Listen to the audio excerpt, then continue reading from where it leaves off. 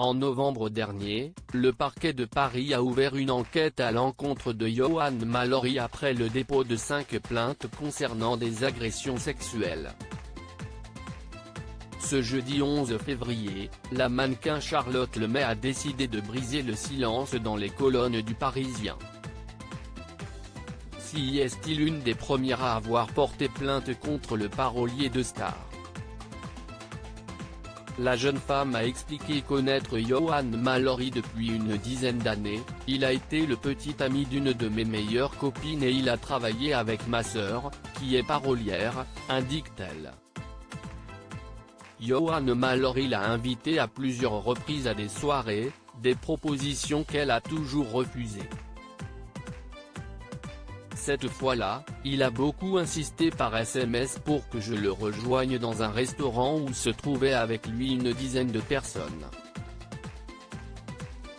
Ce 27 octobre 2019, la jeune femme décide finalement de le retrouver.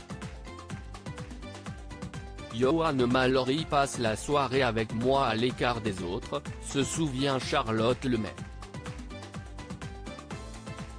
Alors que ce dernier lui a commandé un cocktail, la mannequin commence à se sentir mal, il essaie de m'étreindre, cela me dérange.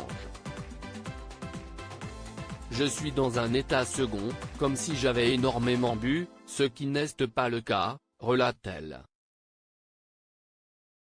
Elle se retrouve alors toute seule avec Johan Mallory. Je me sens mal et je commande un Uber pour rentrer à la maison. Il me suit et s'invite dans le taxi. En bas de chez moi, au moment de sortir de la voiture, il prend mon visage dans ses mains et m'embrasse de force. Je prétexte ma grande fatigue et la présence de mes parents, poursuit Charlotte Lemay. Charlotte Lemay, le médecin a trouvé des traces de MDMA et d'amphétamine. La jeune femme se doute alors qu'elle a peut-être été droguée à son insu. Le lendemain après-midi, je fais des analyses toxicologiques à l'hôpital Bichat. Le médecin trouve des traces de MDMA, note de la rédaction, équivalent de l'ecstasy, et d'amphétamine, rapporte-t-elle.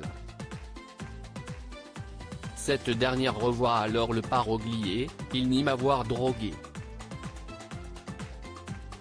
Selon lui, j'aurais pris un verre sur la table. Mais ça ne colle pas, je garde toujours mon verre dans la main en discothèque. Il me propose de faire un chèque de 1 500 €. Je refuse, mais ma sœur enregistre la conversation. Plus tard, j'ai pu avoir accès aux vidéos de surveillance du Boom Boom, note de la rédaction, la boîte de nuit où elle a passé une partie de la soirée avec Johan Mallory, où on le voit distinctement mettre en cachette la drogue dans mon verre. Cette dernière décide donc de porter plainte.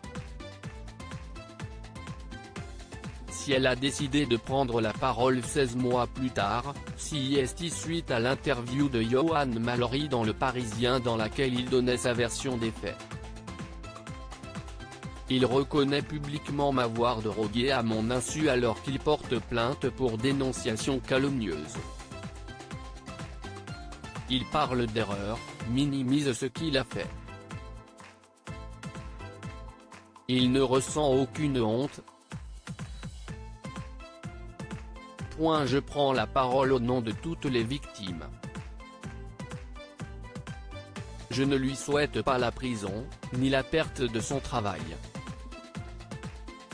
Je demande seulement qu'il fasse l'objet d'une expertise psychiatrique afin d'avoir un suivi.